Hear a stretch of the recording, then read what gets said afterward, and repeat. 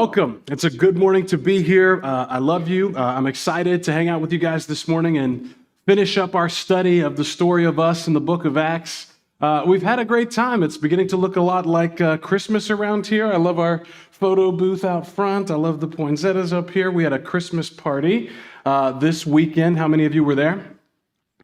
Okay, a good number of you. Some of y'all missed out, though. So if you ever wondered what Christmas at Leander is like, if you can picture our venerated song leader, Ray, who was just up here with us, rapping in the style of Flo Rida while channeling Waka Flocka Flame, and then, leading that into a 4-part harmony cover of Toto blessing the reindeer down in Africa. That's kind of what a Christmas party at Leander is like. You had to be there. It was really good. It was really good. But season's greetings to everybody, and I'm excited for us to continue on in our journey this morning. This morning, we're actually going to make our final journey with Paul in the book of Acts. It's been such an incredible ride with you all through the story of us. I hope that you guys have gained as much of it or as much from it as I have. And this study through 2023 has really taught us that the book of Acts is the story of the earliest Christians, yes, but the powerful thing about Acts is that it has remained the story of us. It's not just in a way that the book of Acts is still continuing today because the church continues today, but in that thing we keep saying that the more things change, the more people, and more importantly, the more God stays the same. And so the book of Acts has been a mirror for us. It happened 2,000 years ago, and yet the early church was facing the same struggles, attitudes, oppositions, roadblocks, and pressures that we do today. And it's been convicting because a lot of times they remained in step with the Spirit in a way that we struggle to approach even now, 2,000 years later. So it's taught us a couple of things. I'm going to run down the list of some things I hope that we remember from this study in the story of us. It's taught us that your pain isn't always punishment. It's taught us that there is a seed in your suffering, that sometimes pain is pruning, yes, but just as often it's positioning, it's providential, and it always, always, always will demonstrate God's power. We learned that we've been forced to confront the fact that the early church tore down the walls of division between peoples, races, tongues, ethnicities, parties, and cultures, and that the things that have split the church even today actually empowered the gospel to grow the church in those days. We learned that the God that we envision is usually not the God that we need to have a collision with. That we need a God that's not just a projection of our deepest desires, that you and I and we all need a God who's allowed to disagree with us. It showed us that the resurrection of Jesus Christ happened whether you like it or not. And it's something that deserves an intellectual consideration, that it demands an honest response. We saw the first picture of church hurt, and Acts gave us the roadmap for fixing that. That's something that we here as a body at Leander will pursue together. This study forced us to realize that the earliest Christians were constantly wrestling with and being forced to reconcile the implications of this explosive, radical gospel as it pulled in tension with their prior experience and expectations in this life. For the first time, women during this study thought about the Roman Empire as much as men. And this study showed us how the powers that be would use our fear and anxiety and the facade of God and country to manipulate the masses into riots and panic to protect their pockets. It's forced us to admit that no one in Acts invited anyone to church, but they did invite a lot of people to Jesus, and when they met Jesus, they joined his church. This study has encouraged us to remember that our story matters, and that our messes are our message, and that God isn't done with us. And today we come to the end of this journey in the book of Acts. And I wish I could tell you that the book of Acts ends with Paul and Luke and the gang going off happily ever after. But as you will see, the road to Rome for Paul is every bit as treacherous as everything he has experienced up to this point, and then some. And I'm sure that Paul was left asking a familiar question to you, as a question we all ask when things seemingly go off track, when we feel like we're doing our best, and when we know that we're doing our best to even follow the instructions of God. The question is, why is this happening? Why do senseless things happening? When things don't seem to line up with what God has promised or told us, when things hurt, things that make us wonder maybe, is it even worth it anymore? Have you ever asked yourself that question? Is it even worth it anymore? Remember last week when we saw Paul, he was in the custody of Rome. He was a citizen under false accusation and threats of death. He had appealed to Caesar. And after telling the story to multiple kings and governors, and after narrowly escaping another plot on his life, he set sail toward Rome. He's finally away from the same Jews who want him dead. And one may be tempted to think that things have finally gotten better for him. But as we saw in our scripture a few minutes ago, things often go from bad to worse. And now Paul is in the middle of a storm with people that don't listen to good reason. Let's pick up and see what's happening. We just left in verse 19. In verse 20 of Acts chapter 27, it says, "When neither sun nor stars appeared for many days, and no small tempest lay upon us, all hope of our being saved was at last abandoned." The storm they find themselves in just doesn't let up, family. They're in a situation, and maybe you've never even been on a boat in your life. There are lots of folks who like to go on cruises at this congregation. I've learned that really quickly. I've never been. I don't know how I would react in that situation. I don't know if I get seasick. I only like 3 different types of fish, but I've not been on boats very often, especially the little ones. You guys who get on like kayaks and canoes, things that can flip over at the drop of a hat, no thanks. Sorry. It's just a place that I don't belong. I don't know if you've ever been on a boat in your life, but I know you've been in a storm of your life like Paul is in now. And have you ever been in a storm or a trial in which it just doesn't seem like it's ever going to end? Have you ever been through something, a season in life where you're not sure if you're ever going to get out of it or things are ever going to go back to the way that they were? When the storm just doesn't let up, when life keeps piling on, have you ever felt like giving up before? Because this is the situation that everyone on this boat, 276 people, as we will find, are feeling. They've all given up hope except for one. Right as those on board have given up hope, God speaks to and through Paul. In verse 21, it says this: "Since they've been without food for a long time, Paul stood up among them and said, 'Men, you should have listened to me and not set sail from Crete and increased this injury and loss. Yet I urge you now to take heart, for there will be no loss of life among you, but only the ship. For this very night there stood before me an angel of the God to whom I belong and whom I worship.'" Please hold that in your mind as we go through this message this morning. "The God whom I belong and whom I worship." And he said, "Do not be afraid, Paul. You must stand before Caesar, and behold, God has granted you all of those who sail with you. Take heart, men, for I have faith in God that it will be exactly as I have been told, but we must run aground some island." Now, verses 21 through 26, I love this human moment from Paul. Please remember, when you listen to this message and the challenging things we're about to discuss together, before you have the temptation to say, well, this is Paul, the apostle, and I'm just me, a normal person, and I can't hope to live up to the standard and example that Paul is setting in this situation because I'm just a normal guy. I just want you to know that Paul isn't so holy that he didn't look at these guys and say, "I told you so."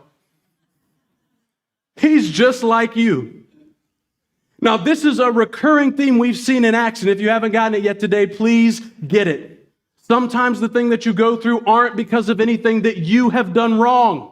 In fact, sometimes they happen because of what you've done right. Paul is in this situation just for doing exactly what God has told him to do with his life. And now he's in an unfathomable situation. This is where we have to understand a paradox. Because Paul doesn't really know the reason this is happening outside of there being some stupid people that are in charge of where they're going. We don't always get to know the reason of why things are happening. And I feel like if you ask Maggie, she'll probably tell you this, or anyone that knows me really well. I'm pretty good at dealing with disappointment. I'm pretty good at dealing with challenges if I know the reason why. Because if I know the reason why, I can reverse engineer it, break it down, figure out how I can try to fix it. And if I can't fix it, I can at least manage the situation. If I know why, I do pretty well. But it's when I don't know why something is happening. It's when I don't know why. And I can't begin to break it down. And it's not sensical. And it's not practical that I really can struggle. So I see Paul here on a ship that he doesn't belong on for a crime that he didn't commit, being accused of things that he didn't do. And I hear the voices inside of his mind in tension. And the voices inside of his mind in tension are, this is exactly how God wants it. And the other voice is saying, it didn't have to be this way. Is that familiar to you, family? where you're trying desperately to hold on to what you believe and know that God wouldn't let something happen that he wasn't going to use, that God is in control, and at the same time, you know very well that if these people just would have listened to me, or if I just would have listened, it didn't have to be this way. There are things that you go through that you can't know the reason for. There are things that you go through that you can know the reason for. And then there are things that you're going to go through because of someone else's bad decisions, like Paul is right now. If you had taken my advice, this wouldn't have happened, is what he says to him.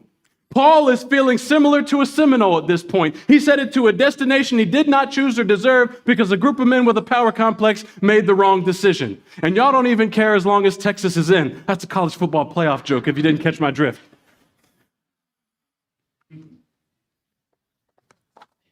Have you ever had to go through a storm because of someone else's dumb decision?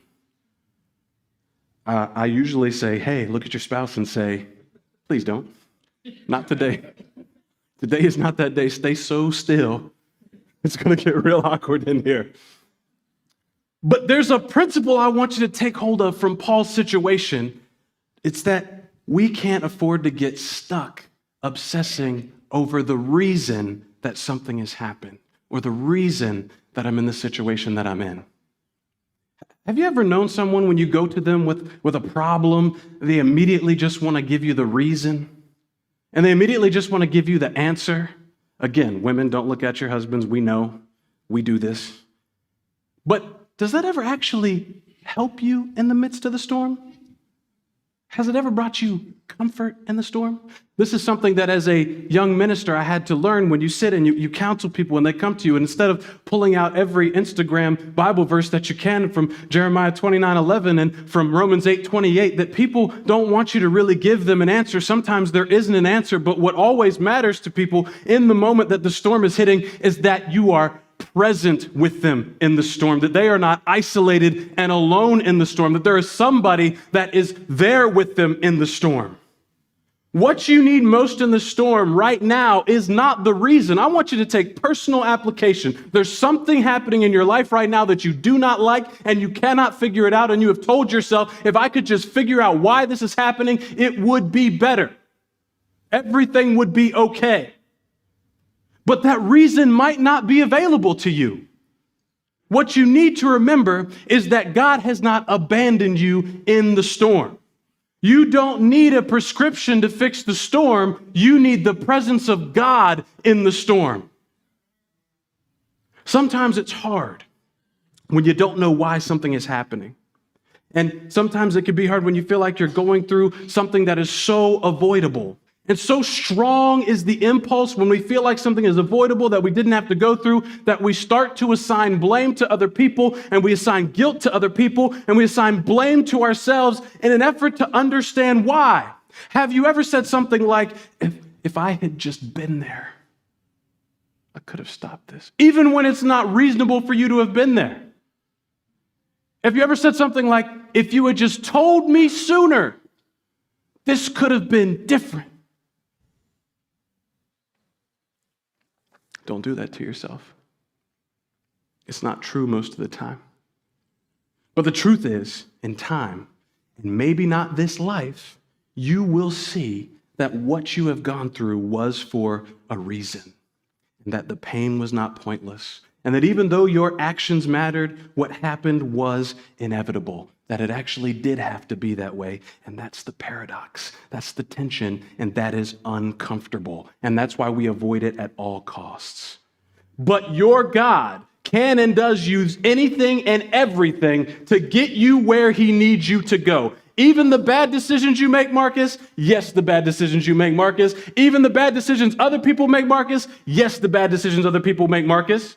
Joseph's brothers meant what they did to him for evil, and in the end, he's able to look at them and say, God meant it for good. Jesus actually let Lazarus die on purpose, and when he got there, said, I'm glad that this happened so that you guys can actually get to know God the way that you need to know God. Sometimes You're not going to get to know the reason, but I can promise you there is one. Is it for evil or is it for good? In so many instances, both and, because the enemy is trying to knock you off course and God is trying to get you where he needs you to go. The difference is the voice that you listen to and the story that you believe. The most incredibly powerful trait of God's sovereignty is that he is able and prefers to exercise it through both the good and bad decisions that people make.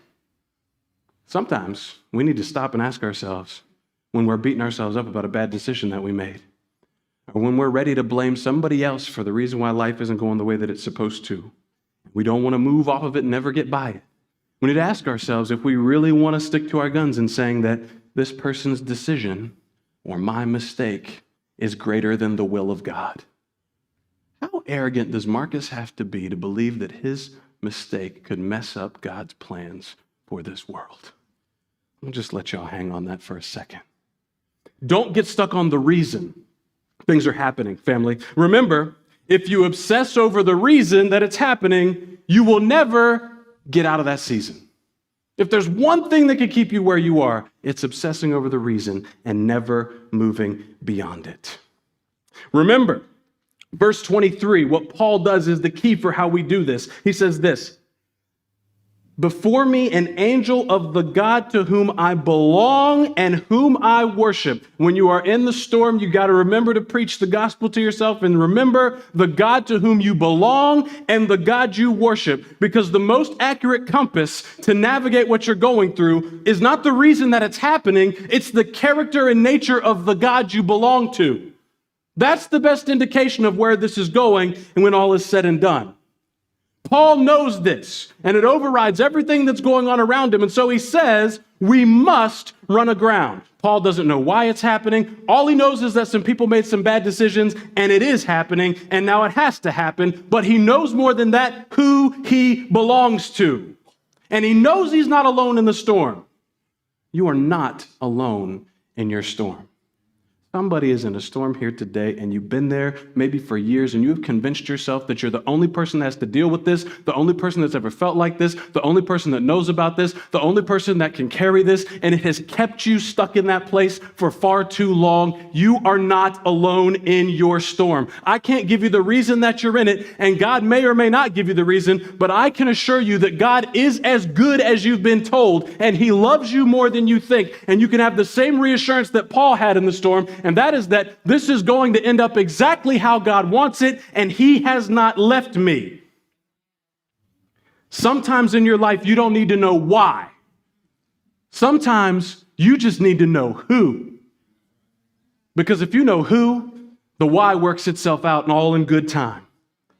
If you don't know Jesus and you're in here this morning or you're listening to this at some other point, I want to let you know you're probably going through the storm anyway. So this is a great time, in my opinion, for you to figure out how you can get to know who, because you're going to deal with the same storm. One of my old mentors said the same wind blows on us all. The difference is the set of the sail. So here we continue. Paul continues in verses 30 through 34 to explain to these folks what is going on. Let's read here with me. In verse 30, it says this, "And the sailors were seeking to escape from the ship and had lowered the ship's boat and set into the sea under the pretense of laying out anchors from the bow. And Paul said to the centurion and the soldiers, 'Unless these men stay with the ship, you cannot be saved.' Then the soldiers cut away the ropes of the ship's boat and let it go." Verse 30, fun fact, the sailors tried to leave the boat, and Paul had to tell them to pump the brakes because everyone would die if the sailors left. And so the soldiers, a different group of Roman military that were on the boat, cut the ropes to the escape boats before the soldiers could get off the ship. And so began the great rivalry between Army and Navy, which we all observed yesterday. Hoorah! Sailors feeling real salty. So Paul has kept his cool in the storm, even though God said you're going to Rome. Right now, it doesn't look like he's going to make it to Rome.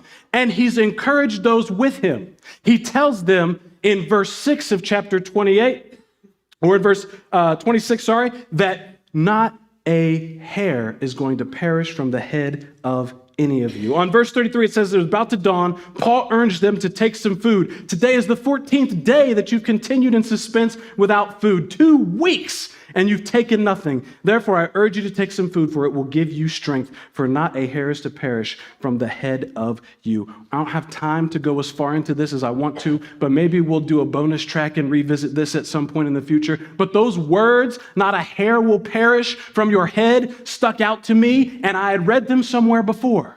Have you heard those words before? Jesus says these same words in Luke chapter 21 to his disciples. Now, Luke obviously wrote the Gospel of Luke, and he wrote the book of Acts, and he's traveling with Paul. So the reason why Paul actually says this same phrase that Jesus says is trying to teach us something about the storm that they are going through. And what is happening in the passage of Luke chapter 21, if you turn there, Jesus is literally telling the disciples, some of you are going to prison, some of you are going to be betrayed by your family, some of you are going to be killed, and not a hair will perish from your heads. But if you stand firm, you will win your souls. And it sounds like an oxymoron because he's literally telling them, some of y'all are going to die, you're going to be betrayed, you're going to be thrown into prison, and not a hair will perish from your heads. Those two things don't go together unless when Jesus is saying not a hair is going to perish from your heads, he means something other than the literal hair that is on their head. Because I'm not in prison and I haven't been betrayed and I haven't been killed, but I lose way too many hairs every day. I know they're going to lose some physical hairs when they go through those trials and tribulations.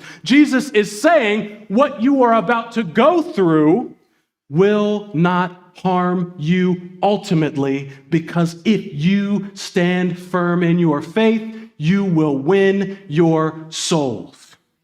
So when Paul says this to the sailors, he knows it's ugly, he knows it's bad, he knows it's going to hurt, but he knows that this is part of the territory of following Jesus.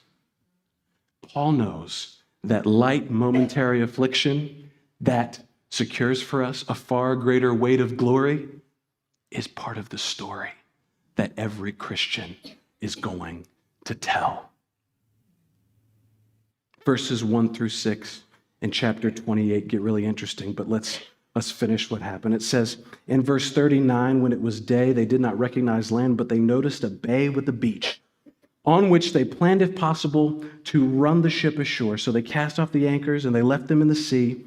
And at the time of the loosening the ropes and the tying the rudders, they hoisting the foresail in the wind which they made for the beach, but striking a reef. Do you guys see the incredible detail with which Luke is doing every single action taken by these folks to crash this ship? Striking the reef, they ran the vessel aground. The bow stuck and remained immovable, and the stern was being broken up by the surf. The soldiers' plan was to kill the prisoners, lest any should swim away and escape, but the centurion, wishing to save Paul, kept him from carrying out their plan.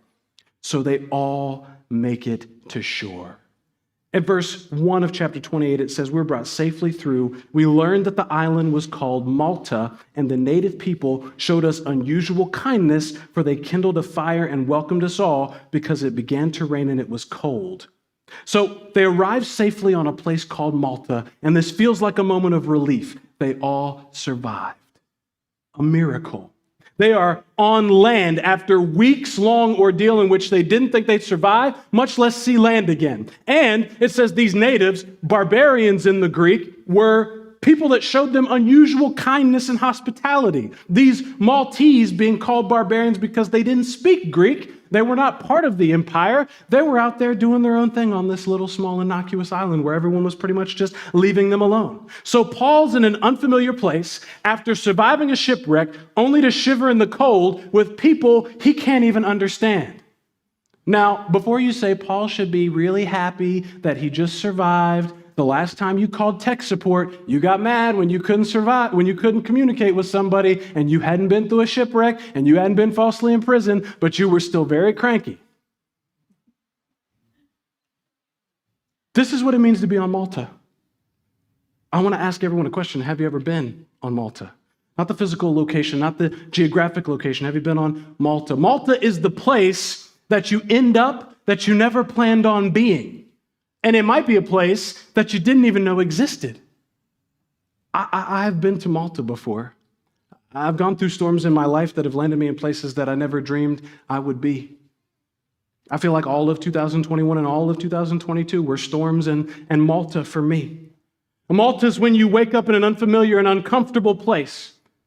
Malta is when you said, I thought I'd never be laid off. I had job security. That's why I took this job and was willing to move for it. But here I am. I don't know where my next check is coming from. Malta is when you never thought you'd lose your marriage, but here I am. Malta is when you thought, I thought if I brought my kids to Sunday school every Sunday, they wouldn't struggle with their faith and I wouldn't have to worry about them, but here I am. Malta is saying, I never understood what someone who was going through depression was really dealing with, and now I can't figure out how to pull myself out of bed most days. I have no motivation to do anything. And I don't know the reason why I'm here, and I don't know how I'm going to get out of here. And I feel like I'm supposed to say, God, I'm thankful that I'm alive, but honestly, if the storm just took me, that might have been better. That's Malta. You ever been to Malta? But the storm didn't take you because God was with you. And that means that he has you on Malta for a reason.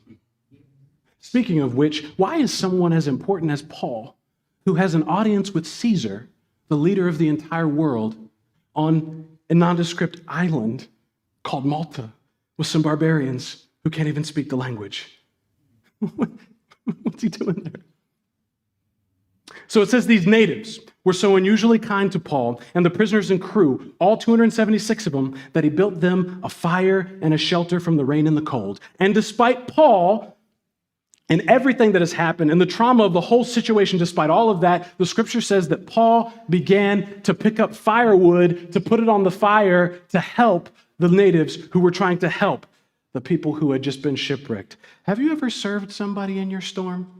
It's just like an aside, a question I feel like I need to ask, because maybe the key to us being able to stop obsessing about the reason that we're in the storm is finding the person that we're supposed to serve while we're in the storm. Have you ever stopped to think about that for a second? Because that was the disposition of Paul. The problem is, in verse 3, it says Paul tries to help put wood on the fire, but a snake comes out to bite him. And not just a little bite, like when you get nipped by something, that's scary, but at least it's done, fastens itself to his hand. A snake comes out and bites Paul. Now, he's imprisoned wrongfully. He's shipwrecked because of other people's dumb decisions. He's cold and wet. He's on Malta. And just as hospitality may have lifted his spirits to believe that maybe the worst is over, a viper, not even a normal snake, not a black snake, not a garter snake, not a harmless snake, a fatal snake, a nasty Australian-style snake, latches itself to his wrist. And when it rains, it pours. You've been on Malta? And then things start to lighten up and you feel like you can come up and breathe for the first time in maybe months. And then you get the letter, the termination notice, the phone call. Maybe it's just a text message that says, we need to talk, period. That's the most aggressive and violent text I can receive, by the way. We need to talk is never good, but if you put a period, that harsh punctuation takes it to a whole nother level. Oh yeah, that's where we are. Put an emoji on it, something to let me know. The Maltese look at Paul, and they look at the snake, and they look at Paul, and they look at the snake, and they look at Paul, and they look at the ship, and they look at the snake, and they look at Paul, and they say, oh, it's just his time to go. He escaped the shipwreck, but he won't escape justice. He must be a murderer. He must have done something really bad to be on that boat. Take note, because when you are in a bad situation, you are not the only person who's going to try and figure out the reason for the storm that you're in, okay? So is everybody else who's around watching, and people are going to talk, and they're going to assume that the bad things that are happening to you are because of the bad things that you have done.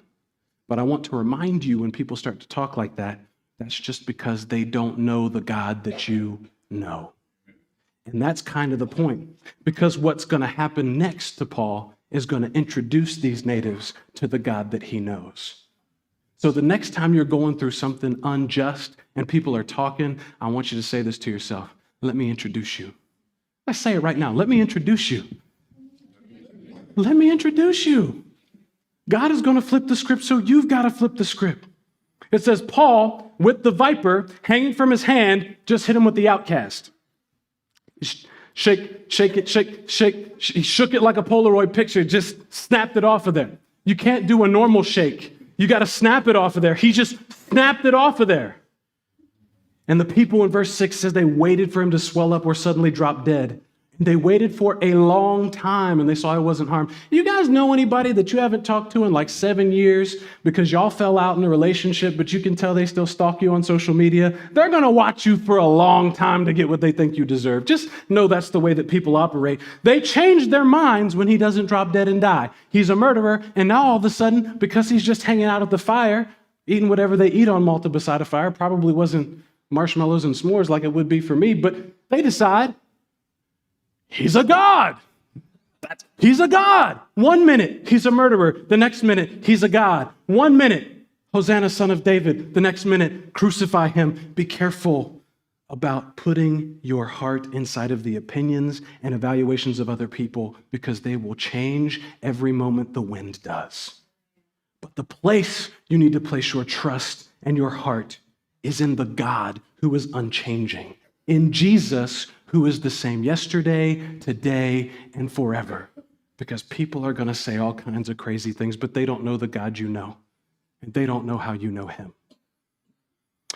I love how this ordeal ends on Malta, because I think we're all on Malta at one point in time. We're all stuck. We've all been in a place or a season or a time in life that we can't figure out how to get out of. We've all endured some type of trauma, and I think I'm pretty safe in assuming that we have all obsessed over the reason that it happened, and it has kept us stuck in that place.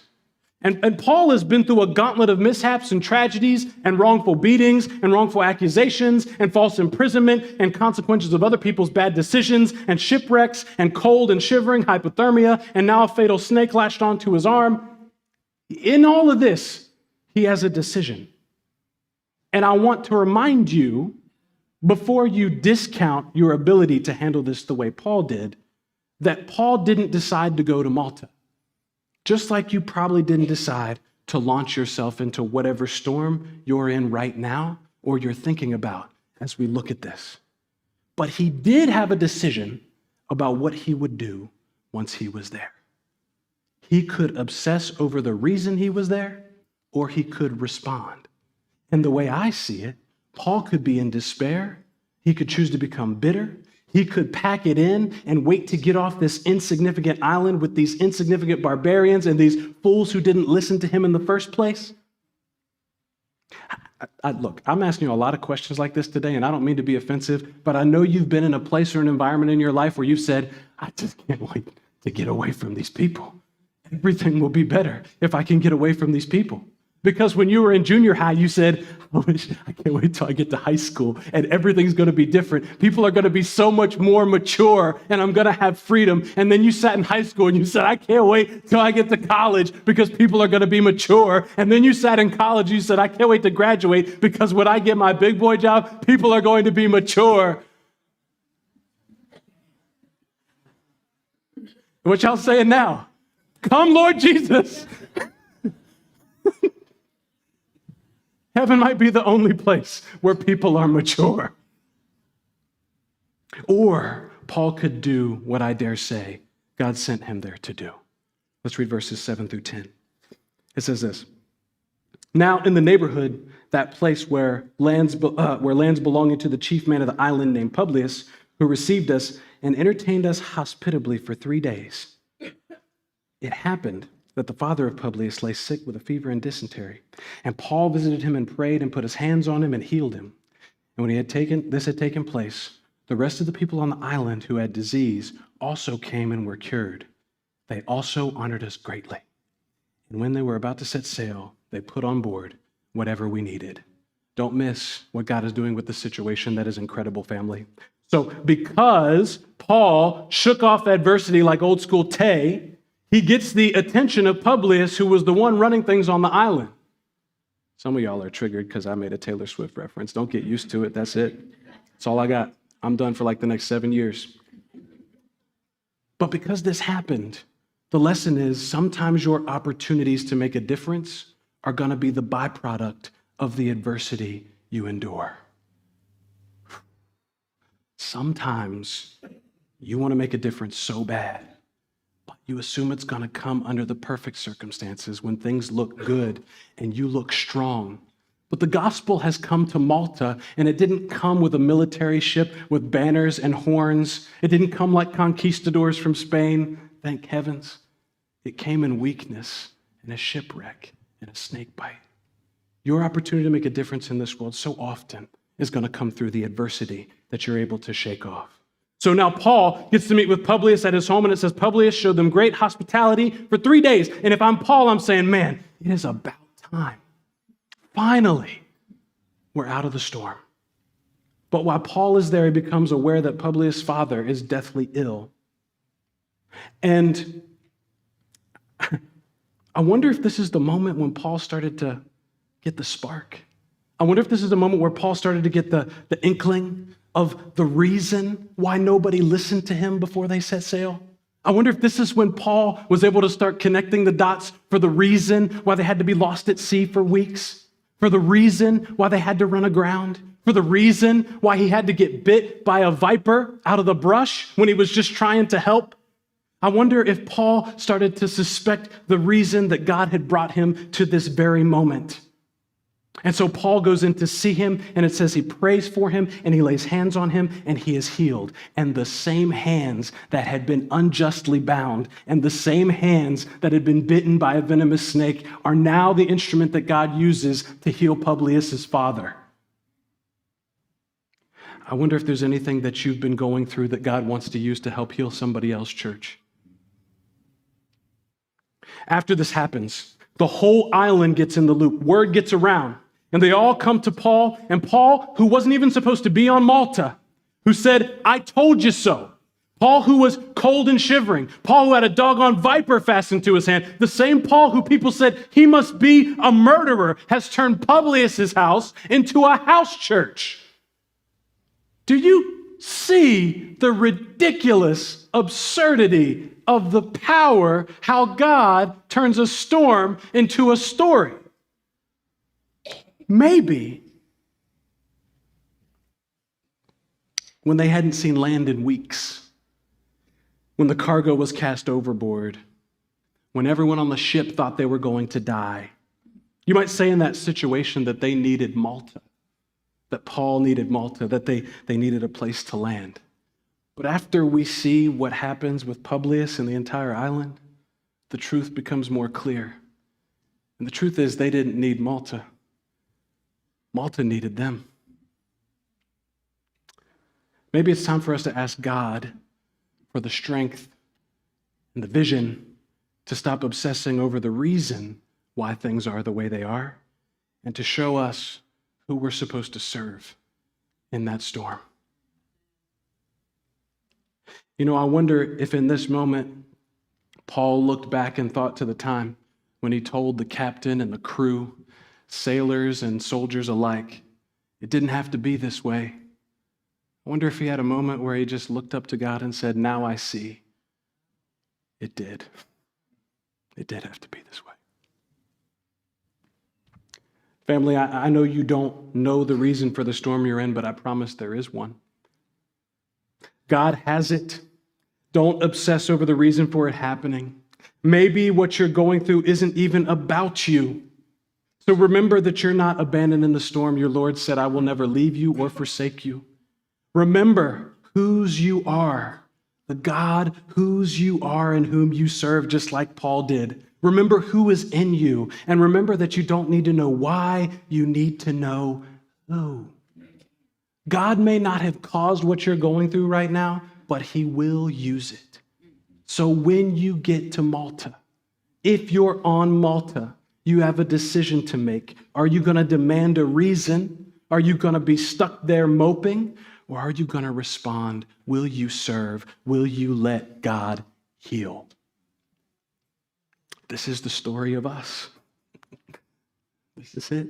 It's perfect. What a ride.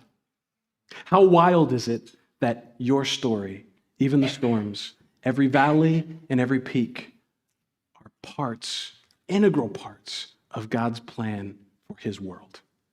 How wild is that? How comforting is that? How encouraging is that? Obsessing over the reason will only get you stuck in the season. You don't need a prescription, you need his presence. Your adversity will create your opportunity to be an ambassador, like we talked about last week.